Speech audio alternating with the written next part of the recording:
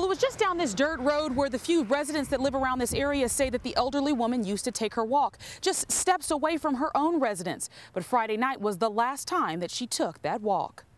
Now, a resident that lives in the area just across the street from Howard Thaxton Road tells me that he has definitely seen a man coming and going almost every other day feeding these dogs. He's not sure if the man actually owns the dogs. Authorities tell us that they are trying to find out who is the owner of those dogs because they're in the process of trying to get some paperwork to make sure that they can do what they need to do to get rid of the dogs in the area. In Oglethorpe County, Laura Ashley Harris, WNEG News, Northeast Georgia. Now, the only thing that's left behind from the triple homicide that happened last night is this yellow crime scene tape that the police put up. And neighbors have passed by all day just wondering what exactly happened and in complete shock.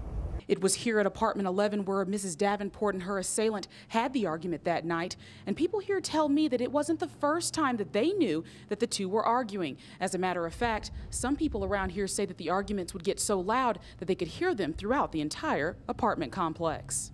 The census goes far beyond simply going to your mailbox and getting out your census paperwork and filling it out.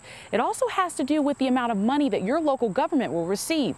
Not filling this out could mean that your government might not get the amount of funds they need. It was here at the future home of the new Adcock Furniture Store where police say the forklift was taken. Then the robbers took to the road almost 2 miles down the street with the stolen forklift in tow. Authorities say the thieves ended up here at this Wachovia on Atlanta Highway. And how did they uproot an ATM? They used that forklift that they stole, got it out of the ground, and then they hauled it away in another stolen vehicle.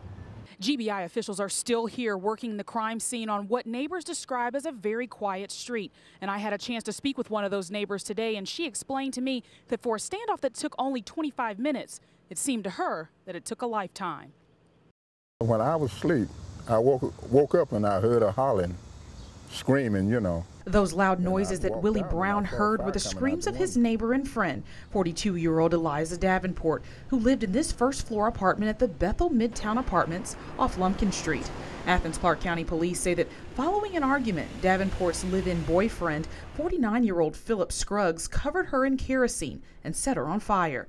But according to authorities, this wasn't the first time the couple got into it. There was kind of a history of domestic violence going on with him, so the nearest we can figure is the fact that it was just another domestic violence, and it turned a little bit worse for wear, so to speak. Captain Holman tells me authorities initially responded to the apartments after getting a call of a fire in which damaged several units in the building. Upon arrival, they found Davenport laying on the ground with severe burns on 60% of her body. He adds that despite countless domestic problems, Davenport and Scruggs still appear to be living together in the apartment complex. He actually did time in prison for aggravated assault on her.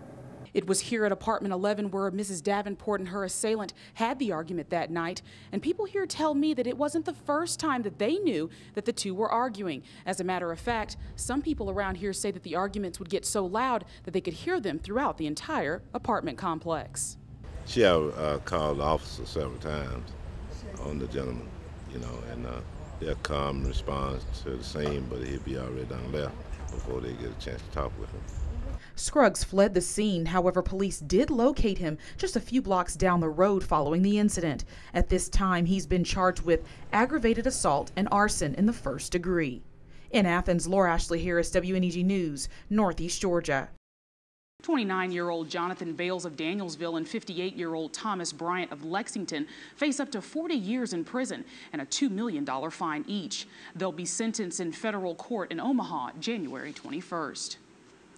About a dozen Georgia Army National Guardsmen are once again trying to fill the boots of their World War II predecessors. WNEG's Tracy Armbruster was in Toccoa early this morning as the long-range surveillance unit started their march towards Atlanta.